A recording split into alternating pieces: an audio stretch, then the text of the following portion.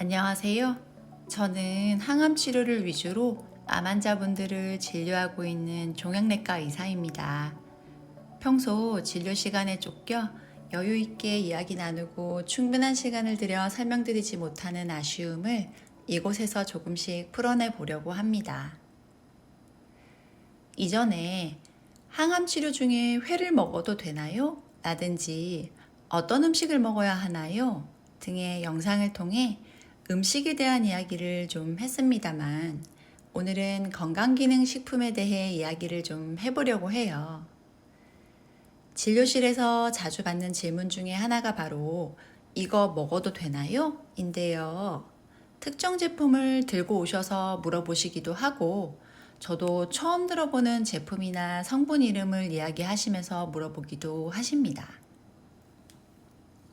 요즘은 건강기능식품이나 영양제 시장이 워낙 커지다 보니 제품이나 특정 성분에 대한 질문을 많이 하시는데요.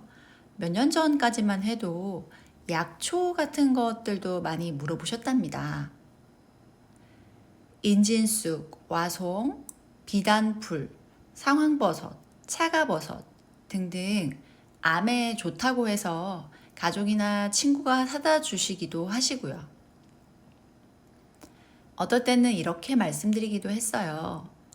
조선시대에는 항암제가 없었으니까 독성이 있는 약초 같은 걸 먹을 수밖에 없지 않았겠느냐고요. 항암 물질이 들어있다는 약초는 말 그대로 독성이 있다는 거죠. 실제로 항암제 중에는 식물로부터 추출한 물질에서 유래한 성분도 있답니다. 그런데 지금은 사용하는 종류나 그 양을 암의 종류나 환자의 신체 상태에 따라 선택할 수 있는 다양한 항암제가 있는 시대니까 굳이 항암 성분이 있다는 약초를 따로 드실 필요가 없다. 이렇게요. 나중에 어딘가에서 들은 이야기로는 약초도 유행이 있고 마치 주식시장에 한 번씩 뜨는 테마주처럼 띄우는 사람들이 있다고도 하더라고요. 최근에는 건강기능식품 시장이 워낙 커지다 보니 약초보다는 여러 가지 제품들을 많이 물어보셔요. 사실 건강기능식품에 대해 종양내과 의사는 잘 모르는 경우가 많아요. 그래도 홍삼 같은 경우는 우리나라에서 워낙 흔하게 먹는 종류이다 보니 연구도 꽤 나와 있는 편이기는 한데요. 크게 문제가 되는 경우는 잘 없는 것 같아요. 그 외에 다양한 종류의 건강기능 식품들에 대해서는요, 제 개인적인 생각을 말씀드리자면 가능하면 가짓수를 줄이는 것이 좋지 않을까 합니다. 일단 약물에 대한 이야기로 시작해 볼게요. 모든 약물이 잠재적으로 그런 가능성을 가지고 있고 항암제의 경우에도 여러 부작용 중에 다양한 알러지 반응이 생길 수 있는데요. 가볍게는 피부에 두드러기나 가려움증이 생기는 경우부터 드물지만 심한 경우에는 쇼크나 호흡곤란이 올 수도 있죠. 이런 반응이 가끔은 약 그 자체가 아니라 약물을 녹이는 용매제, 즉 첨가물에 의해서 생기는 경우도 있어요. 그래서 전부터 말씀드리지만 한 번이라도 덜 가공된 것을 먹는 것이 좋지 않을까 하는 것이 제 생각입니다.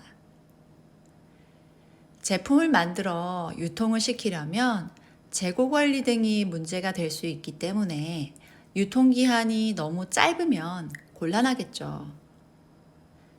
여러분, 잘 보시면 라면 같은 식품도 생각보다 유통기한이 그렇게 길지는 않아요. 건강기능 식품을 만들 때 들어가는 첨가물이나 보존제 등이 물론 인체에 해가 없다는 여러 기준을 통과한 성분이겠지만 반드시 몸에 나쁘다기보다는 노출되는 물질의 가짓수를 줄인다는 측면에서라도 가능하면 자신의 몸에 잘 맞는 신선한 자연식품을 위주로 식생활 관리를 하는 편이 낫지 않을까 합니다. 물론 식이 조절을 할 만한 여유가 없는 몸과 마음의 상태라면 일단 뭐라도 먹어야 하고, 신선한 식품을 그때그때 조달해서 먹기 어려운 상황이라면 종합 비타민 같은 것을 먹는 것도 도움이 될 것입니다. 특히 우리나라는 위도가 높은 편이라 원래 햇빛을 쬐면 자외선에 의해 우리 몸속에서 합성이 되는 비타민 D가 부족한 사람들이 아주 많다고 해요. 그런데 비타민 D는 지용성 비타민이라 과다 복용을 해도 오히려 문제가 될 수 있다는 점 알아두시고요. 비타민 B, C는 수용성이라 조금 과도하게 섭취를 해도 소변으로 다 빠지기 때문에 대개는 걱정하지 않으셔도 됩니다. 아무튼 약물을 처방 복용할 때에도 한꺼번에 새로운 약제를 여러 가지 사용하게 되면 혹시 부작용이 생겼을 때 어느 것 때문인지 알기가 어렵겠죠. 식중독도 여러 가지 음식을 한꺼번에 아주 다양하게 먹었다면 어느 음식이 원인이 된 것인지 찾기가 어렵잖아요. 아주 오래전 우연히 보게 된 영화에서 이런 설정이 있었던 것도 기억이 납니다. 어떤 영화였는지 너무 궁금한데 우디 앨런 영화였나? 그건 정말 기억이 나지 않아 아쉽지만 그 설정이 너무나도 인상 깊었고 가상이지만 꽤 설득력이 있다고 느껴졌어요. 저희끼리 흔히 괴질이라고 부르는 이런저런 검사를 아무리 해봐도 무슨 병인지 명확한 진단이나 원인이 밝혀지지 않는 그런 증상의 상황이었는데 마침내 의사가 원인을 설명해주는 상황이었죠. 이 증상을 일으키는 병은 주방에서 사용하는 이런저런 제품의 이 성분과 저 성분, 사무실에서 사용하는 제품들의 이런저런 성분에 한꺼번에 노출되었을 때 생기는 겁니다. 총 13가지 정도 물질에 대한 동시다발적인 노출이 만들어낸 질병으로 판단됩니다. 라는 대략 그런 설정이었어요. 분명히 개개인에 따라 도움이 되는 건강식품이나 영양제가 있을 겁니다. 아무것도 먹어서는 안 된다는 얘기는 아니에요. 하지만 앞에서 말씀드린 기본 개념을 가지고 시도해 보시고 특히 사기암 환자라면 가장 기본이 되는 항암 치료에 우선순위를 두는 것이 중요하겠죠. 며칠 전 재발 없이 5년이 지나 완치라 할 수 있는 사기 암 환자분께서 제가 오랜 동안 있던 병원을 그만둔다는 소식을 듣고 제가 그만두기 전에 찾아오셨더라고요. 제게 인사를 하기 위해 진료를 예약하셨다고 눈물을 글썽이며 고마웠다 하시는데 저는 제가 감사하다고 말씀드렸어요. 항암 치료를 해서 정말 이렇게 좋아지는 환자도 있구나 알게 해주셔서 감사하다고요. 굳이 인사를 하러 찾아와 주신 것도 감사했지만 이분이 비뇨기계암이 경부림프절까지 전이된 사기였는데 정말 신기하게도 초기 항암 치료 6번 이후에 암이 다 사라졌고 5년이 지난 지금까지도 재발이 되지 않았거든요.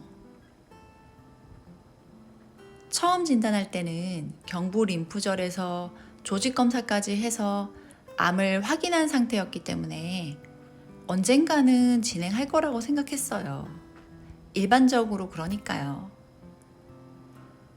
그런데 몇 년 동안 계속해서 항암 치료를 한 것도 아닌데 다시 진행하지 않았고, 물론 앞으로 또 어떻게 될 거라고 100% 장담할 순 없겠지만 이렇게까지 좋아지는 경우도 있구나 라는 의사로서의 경험과 기쁨을 알 수 있게 해주셔서 진심으로 감사했거든요. 눈물을 글썽이시는 그분께 앞으로도 건강하시면 더 감사하겠다는 인사로 석별의 정을 나누었습니다. 하지만 처음 만난 사기 암 환자에게 설명을 할 때는 이런 기적적인 특이 경우를 기준으로 할 수는 없어요. 좀 더 일반적이고 평균적으로 많이 경험하는 경우를 기준으로 설명을 드리게 되죠. 그렇지만 또 개개인의 미래는 평균에 고착되어 있지 않기 때문에 너무 평균 숫자를 확정된 기준으로 말씀드릴 수도 없죠. 참으로 듣는 사람 입장에서는 애매하게 느껴지는 설명일 수 있을 것 같아요. 그래서 TV에서 보듯이 얼마 안 남았습니다 이런 이야기는 섣불리 할 수가 없습니다. 정답은 모릅니다거든요. 그래도 물어보신다면 대답을 해드리는 게 일전에 말씀드렸던 생존 중앙값 조금 더 와닿게 말씀드리면 여러 비슷한 환자들의 평균값을 말씀드릴 수밖에는 없는 거죠. 그걸 아마 드라마에서는 시한부 선고라는 극적인 장치로 사용하는 거겠죠. 건강기능식품에 대한 이야기로 시작했는데 잊을 수 없는 환자와의 마지막 진료를 떠올리다 여명 이야기까지 나오게 되었네요. 한 분 한 분 잊을 수 없는 환자분들이 많이 계시지만 제 기억 속에 여러모로 오래도록 기억되실 분이 또 한 분 생긴 듯 합니다. 여러분의 영혼과 육신의 안녕을 바랍니다.